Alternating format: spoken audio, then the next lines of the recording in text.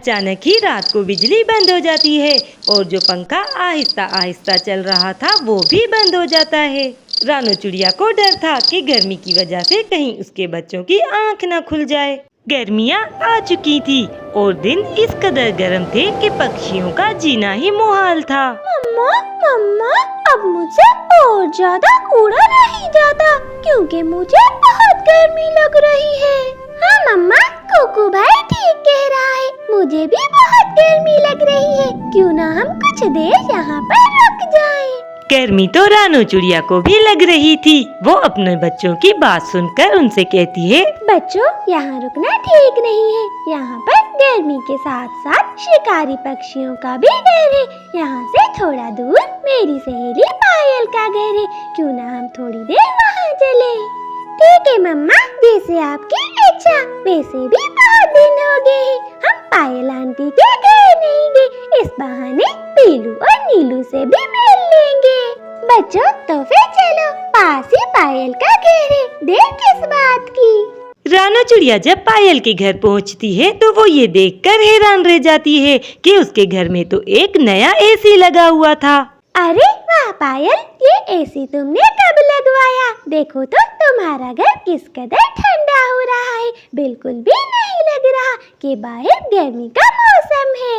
रानो, बस कुछ ही दिन हुए हैं मुझे ये एसी लगवाए। यकीन मानो जिंदगी में सुकून हो गया है। और मेरे बच्चे तो घर से बाहर ही नहीं जाते। अच्छा, बातें बहुत होगी, दोपहर का खाना मेरे पास ही खाना। रानू के साथ साथ बच्चों को भी एसी में बहुत अच्छा लग रहा था, इसीलिए उन्हें समय गुजरने का पता ही नहीं चलता। और वो सब खाना खाने के बाद पायल के घर से वापस आ जाते हैं। मगर सारा दिन एसी में रहने के बाद घर आकर बच्चों को गर्मी हो रही थी।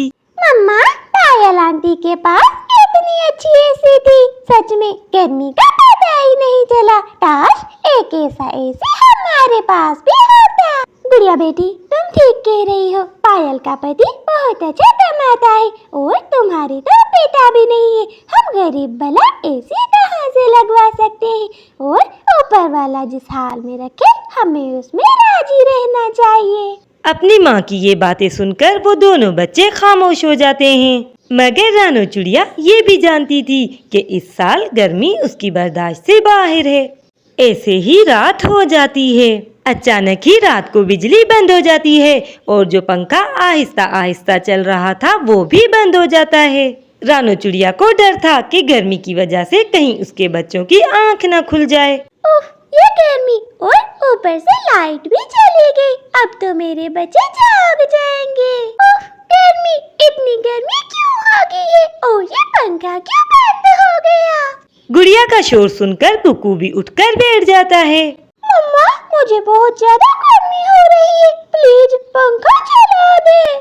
मेरे बच्चों, पंखा मैंने बंद नहीं किया बल्कि लाइट चली गई है। मगर आप चिंता ना करें, थोड़ी ही देर में लाइट आ जाएगी। रानू की ये बात सुनकर बच्चे सो जाते हैं, मगर रानू चिड़िया को तो नींद नहीं आ रही थी। ऐसे तो काम नहीं चलेगा, मुझे तो कुछ ना कुछ करना ही होगा। इस तरह गर्मी में वो रात गुजर जाती है और सुबह हो जाती है। बच्चों, तुम घर पर ही रहना, मैं कबूतर भैया के पास जा रही हूँ। हो सकता है वो हमारी कोई ना कोई मदद कर दे। मम्मा, क्या आप कबूतर अंकल के पास एसी लेने जा रही हैं? नहीं बेटी, कबूतर भैया का कबाड़ का दुकान है। मैं सोच रही हूँ कि शायद उनके पास कोई पुराना सा चला हुआ एयर कूलर मिल जाए। चलो अब ज्यादा बातें ना करो, बाहर गर्मी बढ़ जाएगी। रानू चिड़िया सुबह सवेरे ही उठ जाती है और वो कबूतर की तरफ चल पड़ती है। अच्छा, तो ये बात है रानू बहन, वैसे एक एयर कूलर है मेरे पास, मगर वो थोड़ा सा खराब है। अगर तुम उसे बनवा लो तो शायद हो सकता है कि वो चल जाए। मेरे पीछे ही रखा हुआ है। कबूतर की ये बात सुनकर रानू चिड़िया खुश हो जाती है। तो फिर ठीक है कबूतर भैया, आप मुझे यही वाला एयर कूलर दे दे। मैं इसे कालू भैया से ठीक करवा लूंगी और मुझे विश्वास है कि ये जरूर चल जाएगा। इसके बाद रानू चिड़िया कबूतर से एयर कूलर लेकर वहाँ से चली जाती है। वो एयर कूलर लेकर सीधा कालू कौवे के घर पहुँच जाती है। कालू कौवा एयर कूलर बनाने का काम किया करता था और वो रानू चिड़िया का बहुत अच्छा दोस्त था। रानू, क्या बात है? और ये पुराना सा एयर कूलर तुम्हें कहाँ से मिला? कालू भैया, मुझे आपकी मदद की जरूरत है। आप तो जानते हैं कि गर्मी किस कदर बढ़ गई है और मैं ये पुराना एयर कूलर कबूतर भैया से लाई हूँ। आप प्लीज मुझे इसे ठीक कर दें। अच्छा, तो ये बात है। रानू, मैं तुम्हें ये एयर कूलर ठीक कर देता हूँ, मगर इसके लिए मुझे कुछ हरी घास चाहिए। अगर तुम मुझे कुछ हरी घास ला दो तो मैं तुम्हें ये एयर कूलर ठीक कर दूंगा। कालू कौवे की ये बात सुनकर रानू चिड़िया कुछ हैरान हो जाती है। हरी घास? मगर कालू भैया, आप हरी घास का क्या करेंगे?